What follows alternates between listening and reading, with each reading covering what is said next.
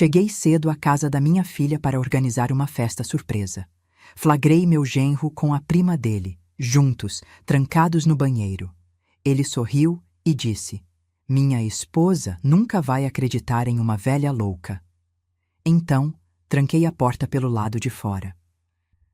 Eu nunca imaginei que um dia de celebração se transformaria no pior pesadelo da minha vida. Ou melhor, no melhor golpe de justiça que eu já dei. Meu nome é Marlene, tenho 67 anos. E no dia em que tranquei meu genro num banheiro com a amante dele, descobri que essa velha aqui ainda tem muito veneno nas veias. Era uma quinta-feira de novembro. O sol batia forte naquela manhã e eu segurava 3 sacolas pesadas, cheias de balões cor-de-rosa, faixas brilhantes e aqueles enfeites bobos que a gente compra pensando que vão deixar tudo mais bonito. Minha filha Júlia fazia 32 anos no sábado, mas eu tinha combinado com o marido dela, o Paulo, de adiantar a surpresa. Ela trabalhava muito, vivia cansada, e eu queria ver o sorriso dela. Aquele sorriso que andava sumido fazia tempo. Cheguei à casa deles às 9 da manhã.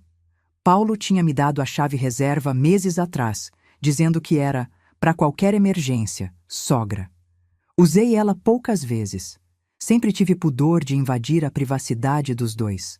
Mas naquele dia, com a autorização dele, entrei sem cerimônia.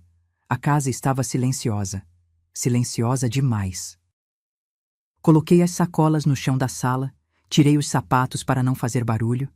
Queria começar logo a decorar sem acordar ninguém, caso estivessem dormindo ainda. O cheiro de café velho pairava no ar. A pia da cozinha tinha 2 xícaras sujas, batom vermelho na borda de uma delas. Júlia não usa vermelho. Ela prefere tons rosados, discretos. Meu coração deu um aperto pequeno, mas eu ignorei. Deve ser de ontem, pensei. Alguma amiga que passou aqui. Foi quando ouvi um riso abafado, vindo do corredor. Não era um riso qualquer. Era aquele tipo de risada íntima, cúmplice, cheia de segredos sujos. O tipo de riso que 2 pessoas dão quando estão fazendo algo que não deveriam. Caminhei devagar pelo corredor. Meu coração começou a bater mais rápido. A porta do banheiro de hóspedes estava fechada, luz acesa por baixo da fresta. E então ouvi a voz dele, Paulo. "Fica quieta, amor. Se alguém chegar..." Amor. Ele chamou alguém de amor. E não era minha filha. Encostei meu ouvido na porta. Minha mão tremia. Dentro ouvi sussurros, o som de tecido se ajeitando, uma respiração pesada, e então a voz dela. "Relaxa, Paulo. Ela nunca desconfia de nada. Sua esposa é uma idiota." Reconheci a voz na mesma hora. Karina, a prima dele, aquela que sempre aparecia nas festas de família com sorrisos largos e abraços demorados. Aquela que Júlia considerava uma amiga. Minha visão escureceu. Não de raiva, de foco. Era como se todo o barulho do mundo tivesse sumido e só restasse aquela porta entre mim e a verdade. Bati. 3 vezes, forte. Silêncio do outro lado. Bati de novo. "Quem é?" A voz de Paulo, agora tensa. "Sou eu, Paulo. Marlene." Ouvi um palavrão abafado. Passos rápidos. O barulho da descarga sendo acionada, como se isso fosse apagar a sujeira. A porta se abriu. E lá estava ele. Camisa amarrotada, cabelo bagunçado, olhos vermelhos.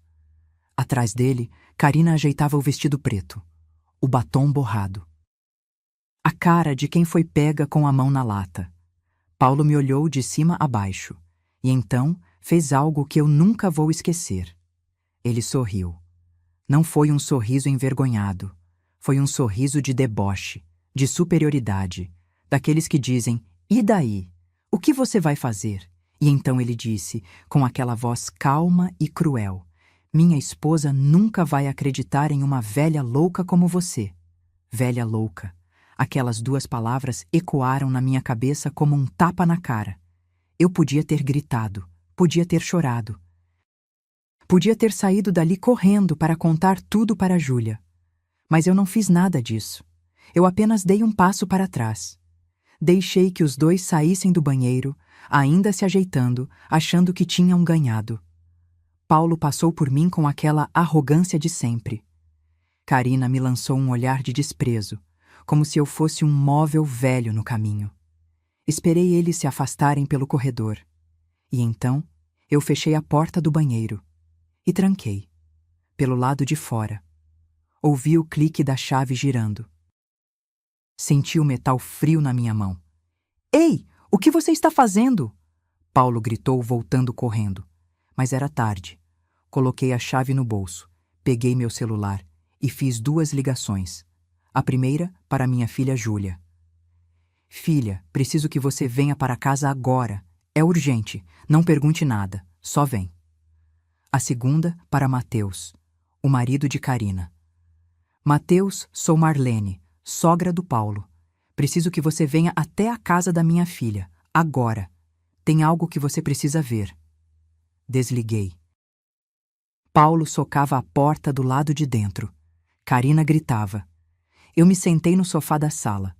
Abri uma das sacolas. Peguei um balão cor-de-rosa. Comecei a encher. E sorri. Porque naquele momento, aquela velha louca tinha acabado de dar o cheque-mate. Se você quer saber o que aconteceu quando minha filha e o marido de Karina chegaram, se inscreva no canal, porque essa história está só começando. E o que vem depois vai te deixar sem fôlego.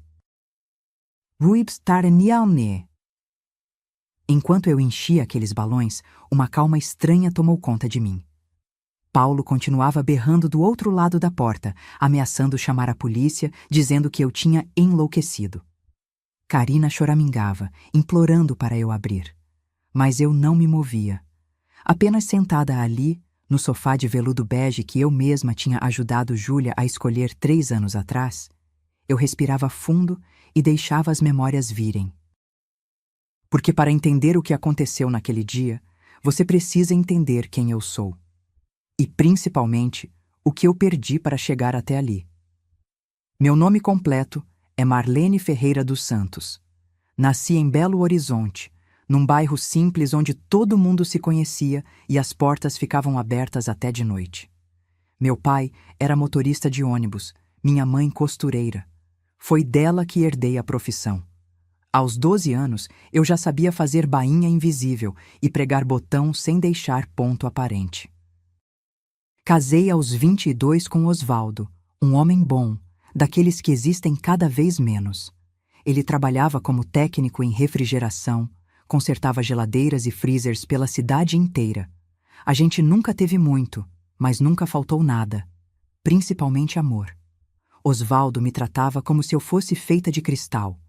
Todas as manhãs, antes de sair para trabalhar, ele me dava um beijo na testa e dizia: "Cuida do meu tesouro aí", apontando para minha barriga. Júlia nasceu num dia de chuva. Veio chorando, com fome, com pressa de viver. Foi a coisa mais bonita que eu já vi na vida. Osvaldo chorou tanto na maternidade que a enfermeira achou que tinha acontecido alguma tragédia. Mas era só felicidade mesmo, felicidade pura. Criei minha filha com todo o sacrifício que uma mãe faz sem nem perceber que está se doando. Acordava às 5 da manhã para costurar enxovais, vestidos de festa, roupas sob medida para madrinhas de casamento. Trabalhava até meia-noite às vezes, os dedos doloridos, a vista cansada, mas sempre com um sorriso quando Júlia chegava da escola querendo me mostrar um desenho, uma nota boa, um bilhete da professora. Osvaldo e eu sonhávamos grande para ela. Queríamos que ela estudasse, que tivesse oportunidades que a gente nunca teve. Quando Júlia passou no vestibular para a administração, foi como se tivéssemos ganhado na loteria. Mas a faculdade era particular. Cara, muito cara. Foi aí que eu vendi minha máquina de costura industrial. Aquela máquina tinha sido da minha mãe. Era uma Singer antiga, pesada, toda de ferro, que costurava qualquer tecido sem reclamar. Minha mãe tinha me deixado ela como herança, junto com um bilhete que dizia: "Filha, com essa máquina você nunca vai passar fome. Cuida dela como eu cuidei de você." Vendi por R$ 15.000, metade do que valia. Mas era o que eu tinha. E era o que minha filha precisava. Júlia chorou quando soube. Disse que não queria, que ia trancar a faculdade, que ia trabalhar. Mas eu não deixei. Segurei o rosto dela entre minhas mãos e disse: Mãe, não mede sacrifício por filho. Você vai estudar, vai ser alguém na vida. E um dia, quando tiver sua própria família, vai entender. E ela entendeu. Formou-se, arrumou um emprego bom, cresceu na carreira, virou gerente financeira numa empresa grande, ganhando mais em um mês do que eu ganhava em um ano inteiro costurando. Osvaldo não viveu para ver ela formada. Morreu de infarto fulminante 8 anos atrás, 3 meses antes da colação de grau. Caiu no meio da rua, consertando a geladeira de um cliente. Quando chegaram para me avisar, eu estava pregando botões numa camisa. Meus dedos pararam no ar. E desde aquele dia, uma parte de mim também parou. Fiquei sozinha. Júlia já estava morando em outro bairro, compartilhando apartamento com amigas da faculdade. Eu não quis atrapalhar. Continuei na minha casinha alugada, num apartamento de 2 quartos que custava R$ 1.800 por mês. Apertado, mas era meu cantinho. Júlia me visitava todo fim de semana no começo. A gente almoçava junto, via filme, conversava até tarde. Ela me contava dos desafios no trabalho, dos chefes chatos, das metas impossíveis. Eu ouvia tudo com orgulho, dando conselhos quando ela pedia, ficando calada quando ela só precisava desabafar. Foi numa dessas visitas que ela me apresentou Paulo. Ele tinha 35 anos, 5 a mais que ela. Empresário, dono de uma distribuidora de bebidas. Chegou dirigindo um carro importado, usando relógio caro, sorriso perfeito. Apertou minha mão com firmeza e disse: A senhora criou uma mulher incrível, dona Marlene. Tenho muita sorte. Eu deveria ter sentido alegria. Mas senti um arrepio. Tinha algo nos olhos dele, uma frieza disfarçada de charme. A forma como ele olhava para Júlia não era de quem ama, era de quem possui. Como se ela fosse um troféu na estante. Mas eu não disse nada, porque mãe que fala mal do namorado da filha vira chata, vira intrometida, vira vilã. E eu não queria ser vilã na vida da minha filha. Eles casaram num sábado ensolarado, numa cerimônia bonita, com 200 convidados. Júlia estava linda, radiante, apaixonada. Paulo estava impecável, de terno cinza, fazendo discurso emocionado sobre como amava minha filha. Todo mundo chorou, inclusive eu. Mas minhas lágrimas não eram só de felicidade. Nos primeiros meses, tudo parecia perfeito. Júlia me ligava animada, contando das viagens que faziam, da casa nova que estavam decorando, dos planos para o futuro. Eu ia visitá-los de vez em quando, sempre avisando antes, sempre respeitando o espaço do casal. Mas aos poucos, as visitas foram ficando mais raras. Júlia começou a cancelar almoços.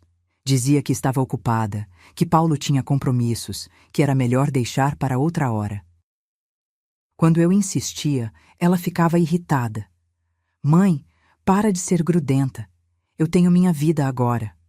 Grudenta. Aquela palavra doeu mais que qualquer agulha que já furou meu dedo. Paulo começou a fazer comentários nas raras vezes que nos encontrávamos. Júlia precisa crescer, dona Marlene, largar um pouco as saias da senhora. Ou então, sogra demais atrapalha casamento, a senhora não acha? Sempre com aquele sorriso, sempre com aquele tom de quem está brincando. Mas não estava. Eu me afastei. Não porque quis, mas porque senti que estava atrapalhando, que minha presença incomodava, que eu estava sobrando na vida da minha própria filha. Passei a vê-la uma vez por mês. Depois, a cada 2 meses. Conversas rápidas, superficiais. Ela parecia cansada, mais magra, com olheiras. Mas toda vez que eu perguntava se estava tudo bem, ela dizia que sim, que era só trabalho. Até que naquela quinta-feira, Paulo me ligou. Voz animada, simpática. Sogra, vamos fazer uma surpresa para a Júlia. Você pode vir cedo na quinta? Vou sair para resolver umas coisas, mas deixo a chave escondida. A senhora decora e quando ela chegar, festa pronta. Eu acreditei. Acreditei porque eu queria acreditar que meu genro se importava com minha filha, que ele era um bom marido, que eu estava errada sobre ele. Mas enquanto eu sentava naquele sofá, ouvindo Paulo gritar do outro lado da porta trancada, eu entendi uma coisa. Eu nunca estive errada. E aquela velha louca ia provar isso. Hans Ockbom, 23 minutos. Foi o tempo que levou para minha filha chegar. 23 minutos nos quais Paulo passou de ameaças para súplicas. Marlene, pelo amor de Deus, abre essa porta, vamos conversar. Karina alternava entre choro histérico e xingamentos. Sua velha maluca, você vai se arrepender disso. Eu não respondia. Apenas continuava sentada, enchendo balões. Um rosa, um branco, outro rosa. Como se nada estivesse acontecendo. Como se meu mundo não tivesse acabado de desabar. Porque tinha desabado, sim. Não pelo Paulo. Eu nunca gostei dele mesmo. Mas pela minha filha. Pelo que isso ia fazer com ela. Pela dor que ela ia sentir quando descobrisse que o homem que dividia a cama com ela estava traindo ela com alguém que ela considerava amiga. O som da chave na fechadura me tirou dos pensamentos. Júlia entrou apressada, bolsa pendurada no ombro, cabelo preso num coque mal feito, rosto preocupado. Ela trabalhava num prédio comercial a 15 minutos dali. Devia ter saído correndo do escritório quando recebeu minha ligação. Mãe, o que aconteceu? Você está bem? Ela olhou ao redor, viu as sacolas de festa, os balões no chão, meu rosto calmo. Ficou confusa. Eu não entendi. Você disse que era urgente. Eu me levantei. Caminhei até ela. Segurei suas mãos. Estavam geladas. Júlia, minha filha, tem algo que você precisa saber. E vai doer. Vai doer muito. Mas você é forte. Mais forte do que imagina. O rosto dela empalideceu. Mãe, você está me assustando. O que... Um soco violento na porta do banheiro interrompeu tudo. Júlia! Júlia! Amor! Sou eu! Abre essa porta! A voz de Paulo, desesperada agora. Minha filha olhou para o corredor. Depois para mim. E então, eu vi nos olhos dela aquela terrível compreensão começando a se formar. Aquele momento em que você ainda não sabe o que aconteceu, mas seu corpo já sente que algo está errado. Muito errado. Mãe! Por que o Paulo está trancado no banheiro? Antes que eu pudesse responder, a campainha tocou. Mateus. Fui até a porta. Abri. Ele estava suado, ofegante, como se tivesse subido as escadas correndo. Mateus tinha 42 anos, alto, forte, com aquele tipo de presença que preenche uma sala. Empresário como Paulo, sócio dele na distribuidora. Um homem que eu conhecia pouco, mas que sempre me pareceu decente nas poucas vezes que nos encontramos em eventos familiares. Dona Marlene, o que aconteceu? Onde está Karina? Apontei para o corredor. No banheiro, com o Paulo.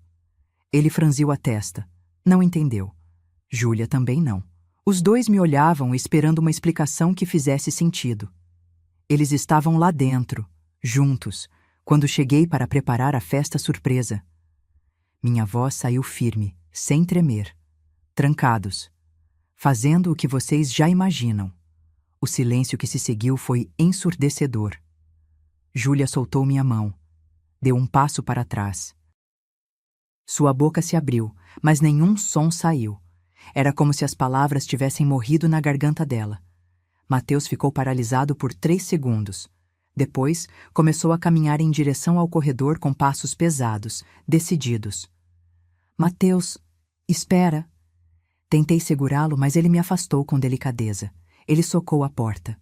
1 vez, 2, 3. Karina, sai daí agora! Do outro lado, o choro dela ficou mais alto.